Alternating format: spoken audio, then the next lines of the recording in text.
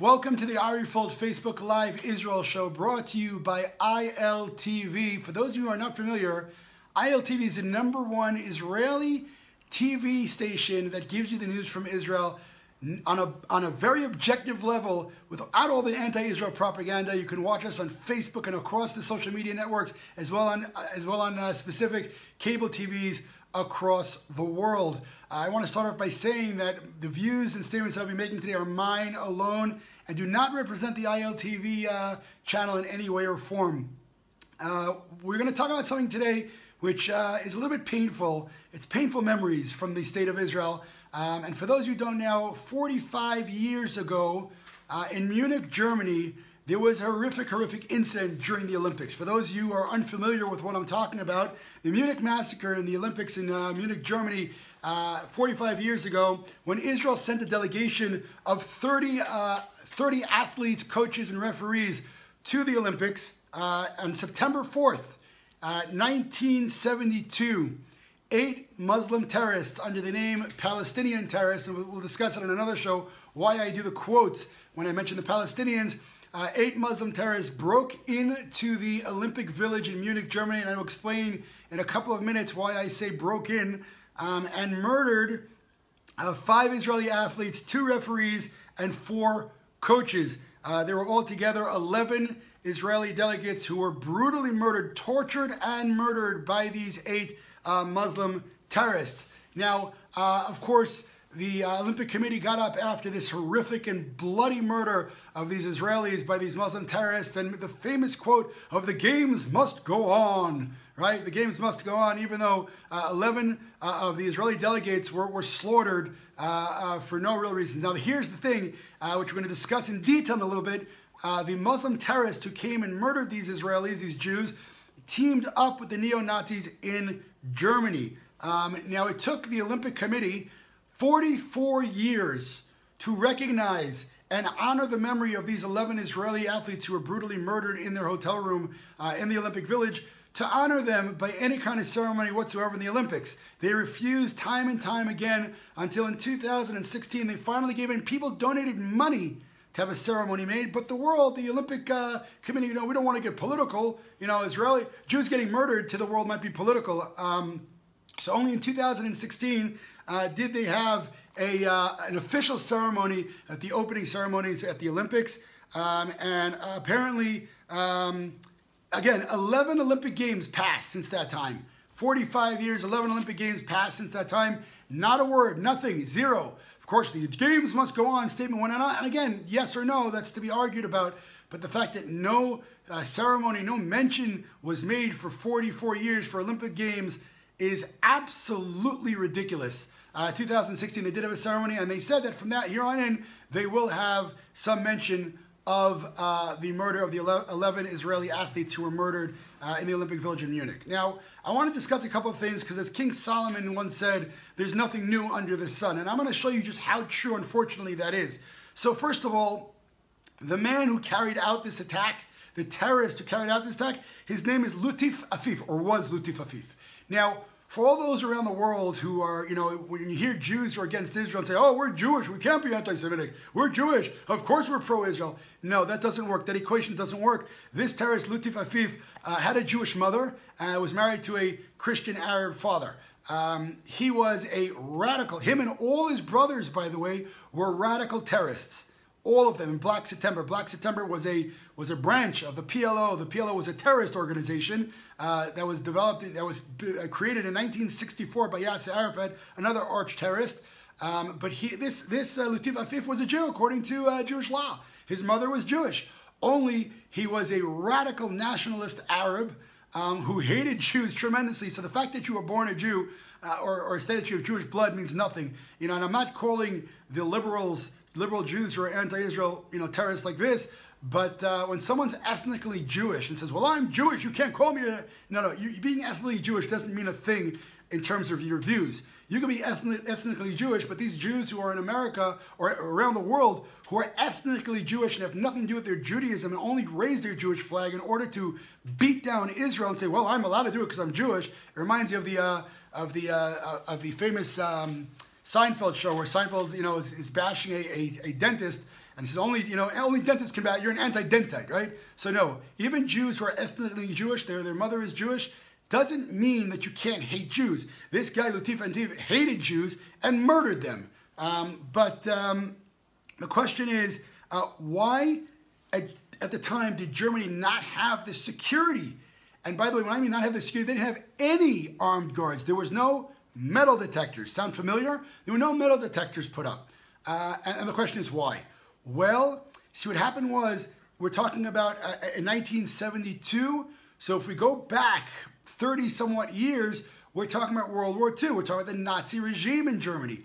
And the last picture that they had from Germany of the Olympics was in 1936 with Hitler and giving the Heil Hitler salute and all the army and military around. So Germany was very sensitive about those pictures and didn't want their reputation to look military anymore. So they took down security. Very smart, right? They didn't want the world to look at them in a bad way. Not that I don't understand them, but it was a really stupid thing to do. Because when you're in an Olympic Village with countries around the world there and terrorism around the world, you want to protect them, right? So you're the way you look, the way you look to the world, your reputation, quote unquote, is totally relevant for the safety of people. The same thing happens in Israel. I don't care what the UN says. All right, we're going to protect ourselves. Unfortunately, governments of Israel have not yet discovered that idea.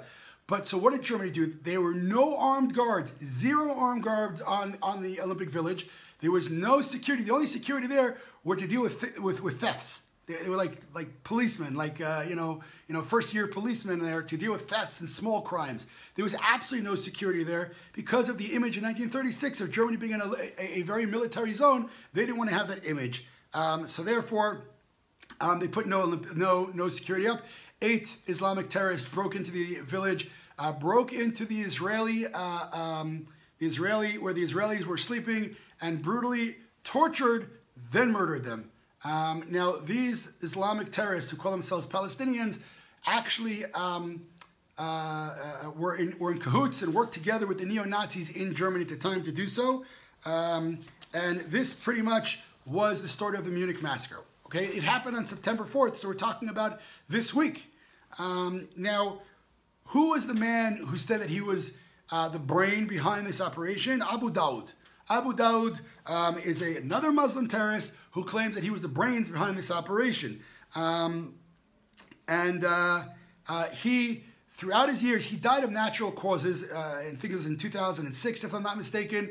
And he said that he was the brains behind the operation. Now, why is that important to mention? Because he knows all the details of the operations. One of the things that he said is the man who funded the Munich Massacre of these 11 Israeli athletes was a man called Mahmoud Abbas. Mahmoud Abbas, for those of you who don't recognize, the name doesn't ring a bell, is Abu Mazen. He's the head of the PA today. Now, if you ask me, well, people change, right? Hey, the Israelis also kill people in the street, and all that rhetoric they talk about.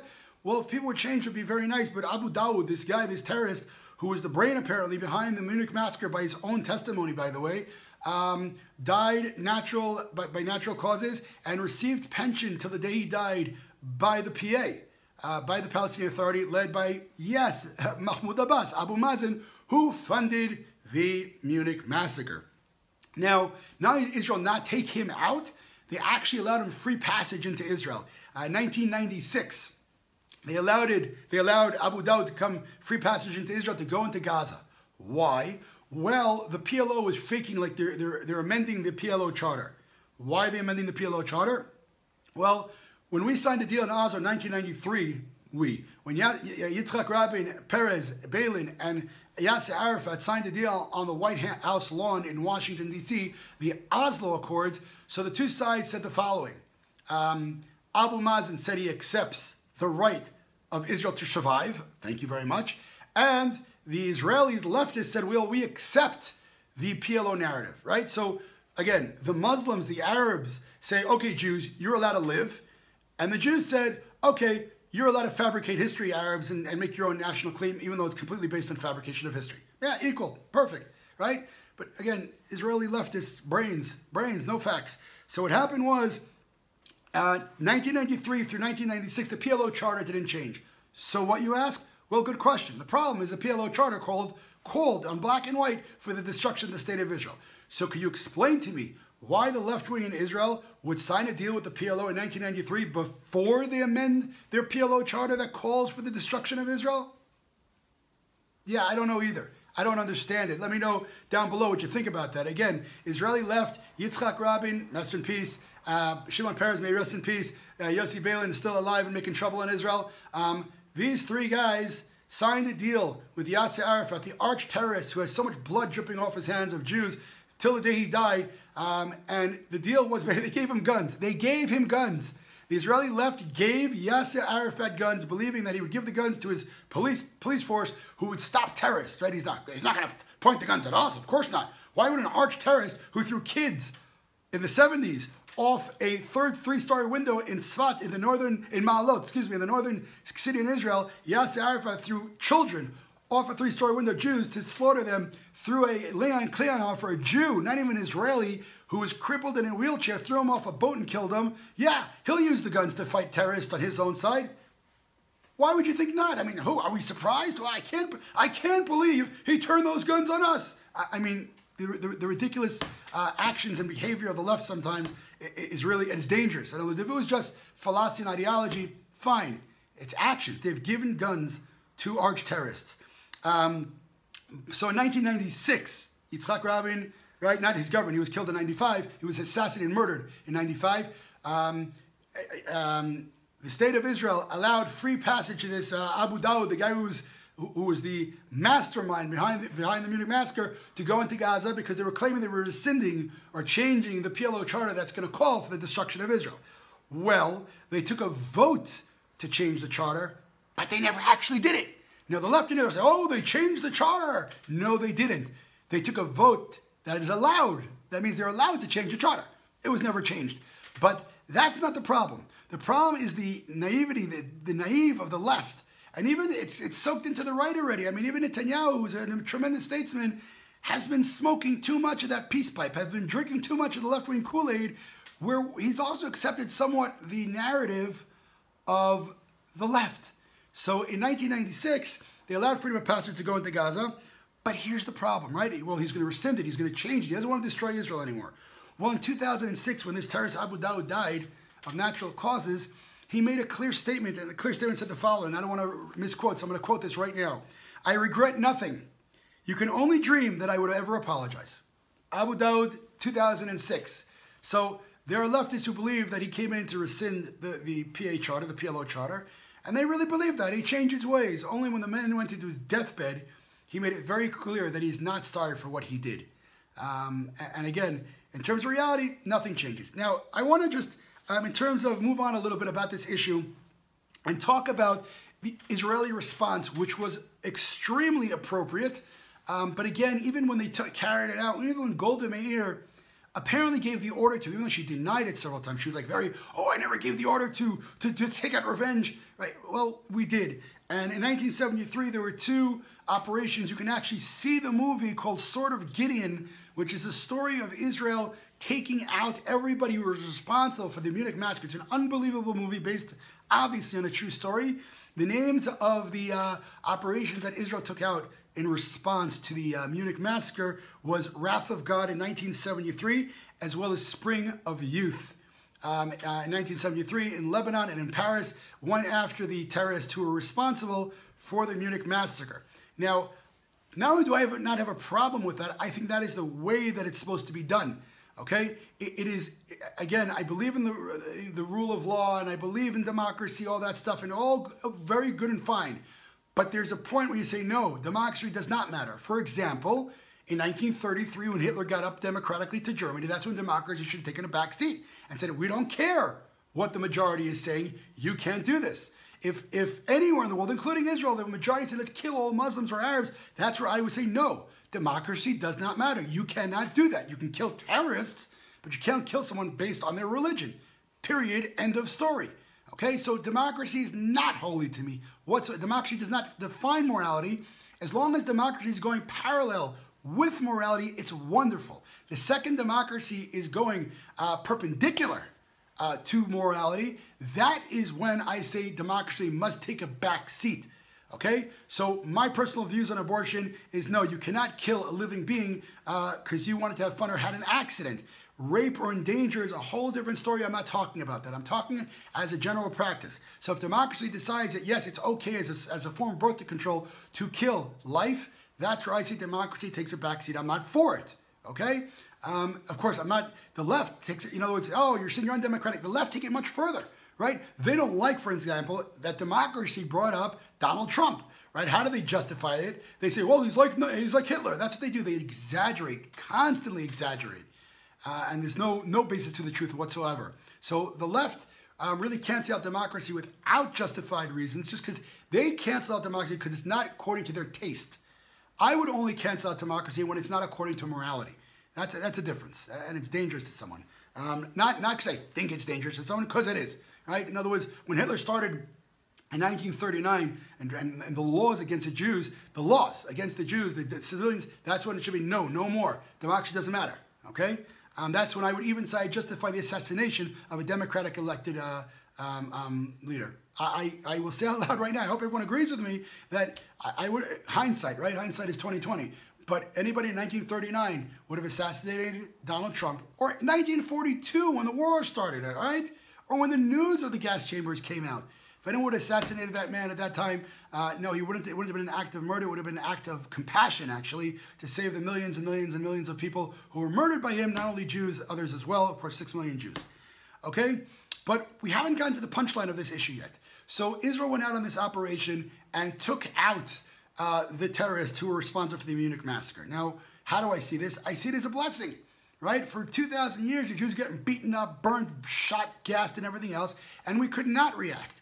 So at this point, Israel did react, and we took out those responsible. So immediately Golda Meir, who was a left-wing leader in Israel, came out and said, we're not about vengeance. We don't want to take revenge. It's not about revenge. It's not about revenge. Like she has to apologize to the world. A world that for 44 years could not even respect and honor the memory of the Israeli athletes who were murdered. For 44 years, that's who she's apologizing to. This is the constant story of the left in Israel. And the right, by the way. Even Netanyahu is doing it at some level. Much better than, much less than the left, but at some level. So we're constantly apologizing. We're apologizing to the world who condemns Israel more than they condemn the rest of the world, including Syria that's killed 600,000 people. Right? We apologize to the world who says nothing when 20,000 missiles are shot from Gaza onto Israel. And when we finally respond, they condemn Israel. We apologize to the world that when Israel takes out the Iraqi nuclear core, they condemn us in the UN, right? Although Saddam Hussein was an insane man, and then America goes in full-fledged war to look for unconventional weapons. But that's who leftist leaders are constantly apologizing to in Israel. And it's crazy. It's crazy. Who are we apologizing to? I'll tell you what. I will apologize to every country every time I do something wrong. To every country that spoke up during the Holocaust. Every country that didn't stay neutral because of diplomacy. That includes the United States of America that flew over Auschwitz 150 times and did not blow up the train tracks. I will apologize to every country in the world, every single country in the world who did something while my brothers and sisters were being gassed, shot, and burned in crematorium gas chambers and empty pits where people were buried in unnamed graves. Every country that stood up for us and said something and protected morality and the Jewish people, I will apologize to you. If you didn't, you're not getting an apology from me when I protect myself. But again, Israeli left-wing leaders, they have to apologize. So Golda Meir said, well, we're not about revenge and vengeance. Yes, we are. And I'm okay with that. Israel should be taking out revenge and vengeance on those who are murdering Jews. Maybe those people understand they can't get away with it. Maybe at a certain point in time, they'll understand that Jewish blood is not cheap and we will not stand for it anymore. Maybe then the world will understand that we are not marching like sheep to the gas chambers anymore. It will not happen. And we're not playing by your rules, dear world, because by your rules, dear world, you were silent. You were silent, and there's no consequence to your silence. Saying you're sorry afterwards, doing a ceremony 44 years after 11 athletes, Israeli Jewish athletes, were murdered in your villages. Okay, saying sorry after 44 years just doesn't cut it. I'm sorry. Keep your apology and let us protect ourselves. But, again, the punchline has not come yet. The punchline is the following. Who is the man who funded the Munich Massacre? Mahmoud Abbas. That's right. Abu Mazen, the head of the PA. The man, Israel, including Netanyahu, although he's hesitating. You know, people say, well, what's the difference between Netanyahu and the left? Netanyahu is making a deal. The left is making a deal. What's the difference? Well, again, I didn't vote for Netanyahu. I voted for Ichud Alimi on more to the right. But the difference in my eyes is the left is ideologically going to make a deal with murderers. Netanyahu is being pushed into it. I don't excuse it. I don't justify it. I don't say, well, that's okay if you're being pushed in. No. But the difference is they're doing it by ideology, saying we have to do this. No. We want to do this for justice and occupation and blah, blah, blah, all the fabricated claims that they're using. Netanyahu says, no, Israel belongs to the Jewish people, and he's diplomatically being pushed into that. Again, my reaction to that is if you're not strong enough to stand up for what's right in ours, then step aside. Netanyahu is an amazing statesman, but we need someone to stand up for the Jewish rights of Israel. But in any case, things have not changed much. Today, in 2017, we're talking about 45 years after the Munich Massacre. Israel's still apologizing. We're still apologizing to the world. And again, as someone who lives here and serves in the army and brought his son just the other day to his first draft in the IDF, his first stage in drafting the IDF, I'm very proud to see him go in. As someone who's there, I'm calling on Israel to stop. We have nothing to apologize for. Zero. We have a country that's small the size of New Jersey. There are 6 million Jews here. There are 450 million Muslims around us. There are 22 Arab states, and there's one small Jewish state in the entire world. There is absolutely no justification on a historical, religious, or moral level to demand or advocate the splitting up of this country, which is tiny on the map of the Middle East, in order to give it to those who are trying to destroy us now for 70 years. No justification at all. Okay, and in terms of what we learned from Germany, who didn't put up security measures because they were scared of how their reputation would look. Well, Netanyahu, of course you're not like them. You're much better than him. But if you're taking down metal detectors on the Temple Mount where policemen are being murdered, explain to me why that's not the same thing, to appease those who want to murder us. Oh, we want to calm things down. We don't want things to explode. So we're going to take metal detectors down on an area where there are Arab terrorists who actually murdered policemen. So now we're going to take down the precautions in order to check people going up on the Temple Mount. They don't have weapons. They're allowed to go up without any security checks. He said, no, what are you talking about? The mufti's checking them. They're checking them. Really? You're allowing the mouse to guard the cheese? I mean, it's just crazy. But again, this comes down to one thing only. It comes down to our courage, our ability to stand up for what's right. America is in the same position right now. For 8 years at least, and before that, 8 years before that, Clinton was the same thing. That same liberal appeasement of others, like accept everyone, even those who want to destroy us, and let's make peace with everyone, even those who want to destroy us. That kind of behavior is dangerous. The people who are carrying out that behavior are not evil. Clinton didn't do it on purpose. Obama, well, okay, he didn't do it on purpose either. But that kind of behavior is dangerous. Okay? In other words, with Obama, not to say Islamic terrorism because you don't want to offend people is ridiculous. What should happen is the people who would be offended by you saying that should be the first ones to call it out. We are not them. That's what they should be saying.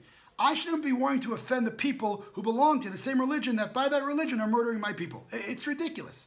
They should say Islamic terrorism, and then the Muslims who are peaceful and moderates, and there are those who are peaceful and moderates, should come out and say, yes, it is radical Islamic terrorism from my religion, who are doing it in the name of my religion, and they could say, I am from that religion, I don't believe it, I condemn it, it's haram, as the Arabs would say, the Muslims would say. Haram means it's a shame, and it's an abomination.